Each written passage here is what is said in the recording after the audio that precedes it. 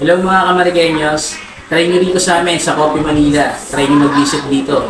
Dito nyo lang matatagpuan yan sa 611 Lunes Street, parang Marikina City. Try nyo yung mga foods namin dito guys, sobrang solid. Lalo na yung mga ice coffee namin dito. Nasa parang Marikina ako. Meron kasi akong nakitang nag-iisang branch na isang sikat na coffee shop dito sa Marikina. Ito ang sikat na Coffee Manila na nagse-serve ng coffee and tea. Located lang ang Coffee Manila sa number 61, 1 Luna Street, corner Dagohoy Street, Barangay Parang, Marikina City. Tara mga karepops, pasukin natin ang Coffee Manila Parang Marikina branch. Nag-open ang Coffee Manila Parang Marikina branch noong January lang. Ang Coffee Manila ay napakadami ng branches. Pero ang nakita kong Coffee Manila dito sa Marikina ay nag-iisang branch lang. Kaya nagulat ako na meron palang isang Coffee Manila dito sa Marikina. Open ang Coffee Manila ng 1 PM until 10 PM Monday to Friday. Pag Saturday to Sunday, 2 PM until 11 PM. Dami ding ino-offer ang Coffee Manila. Merong iced coffee, milk tea at fruit tea.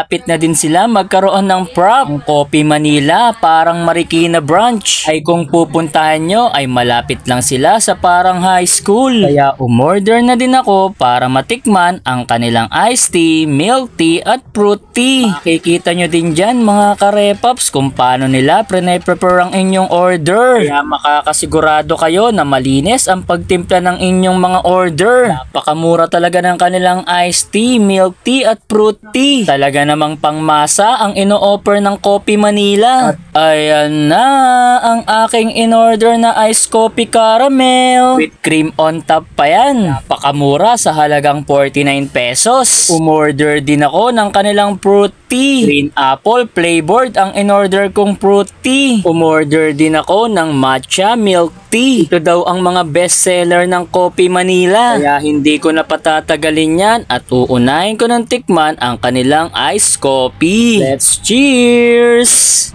Masarap ang iced coffee ng Coffee Manila. Saktong-sakto ang pagkakatimpla. Napakagaling talaga ng barista ni Sir Mike. Ito naman ang titikman ko, ang fruit tea. Green apple flavored.